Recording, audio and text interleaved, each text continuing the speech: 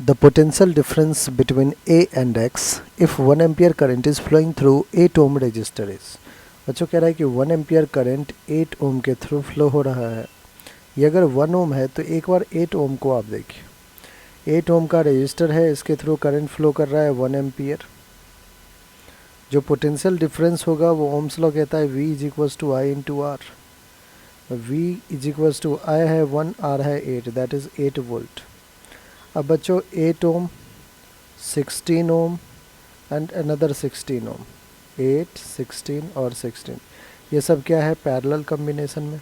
अगर parallel combination में है तो हर एक रजिस्टर के अक्रॉस पोटेंशियल डिफरेंस सेम होगा। अगर पोटेंशियल डिफरेंस सेम होगा तो अपन करंट भी कैलकुलेट कर सकते हैं।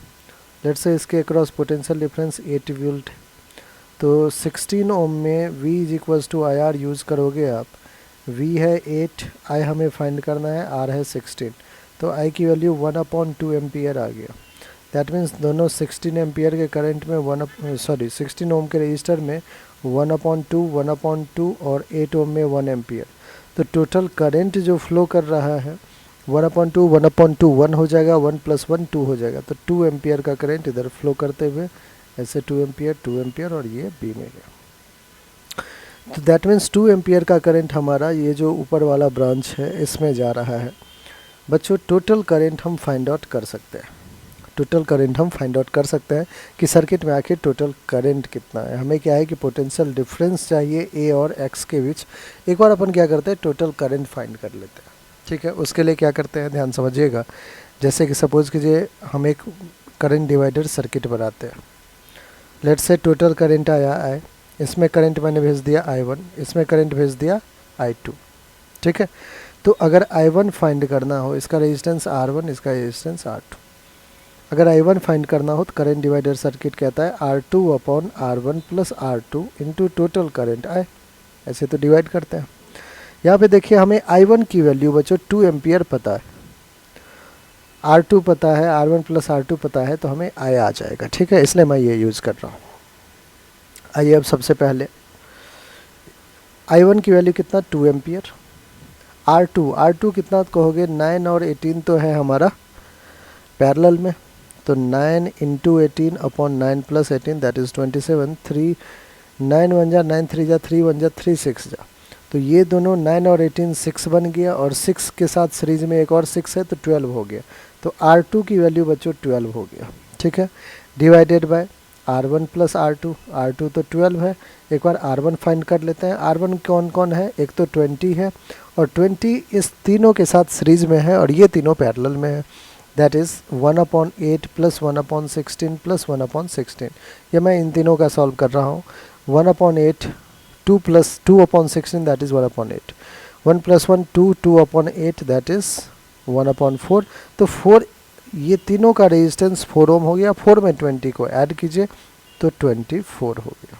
ठीक है बच्चों, अब इनटू टोटल करंट क्या है, I। अब देखिए यहाँ से 2 is equals to 12/4 2 6 2 1 36 into I। 12 1 जा 12 3 जा, I की वैल्यू आ गया बच्चों 3 2 जा 6 एम्पियर। आपको हो गया कि सर आपको करंट I चाहिए था, I is the total current. Total current circuit में 6 एम्पियर आ चुका है बच्चों। अब ध्यान दीजिएगा, इस सर्किट को मैं फिर से बना रहा हूँ।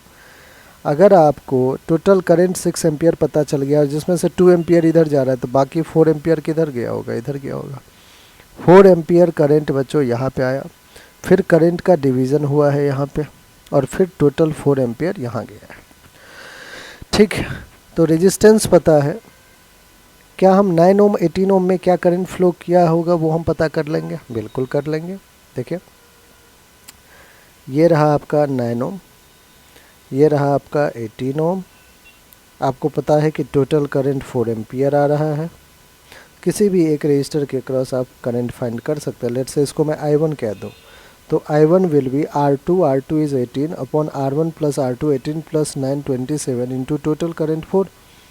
9 2 जा 9 3 जा 4 2 जा 8 8/3। अब ये I1 आ गया, तो क्या मैं पोटेंशियल डिफरेंस फाइंड कर सकता हूँ बच्चों? बिल्कुल, आपको हो गया कि करंट पता है, रेजिस्टेंस पता है, तो जो पोटेंशियल डिफरेंस होगा इस 9 ओम के across, V is equals to I into R। I is 8/3, R is 9। 3 1 जा 3 3 जा 8 3 जा 24। तो इसके अक्रॉस जो पोटेंशियल डिफरेंस है बच्चों वो आपको कितना मिल गया 24।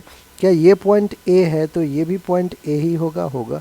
ये पॉइंट एक्स है तो ये पॉइंट भी एक्स होगा। तो ए और एक्स के बीच में जो आपका पोटेंशियल डिफरेंस आ रहा है वो तो 24 वोल्ट आ रहा है। दोनों बच्चों पैरेलल है तो सेमी पोटेंशियल डिफरेंस होगा 24 वोल्ट। हमारा क्या हो जाएगा, बिल्कुल करेक्ट आंसर हो जाएगा। आई होप बच्चों हर एक स्टेप आपको अच्छे से क्लियर हो गया।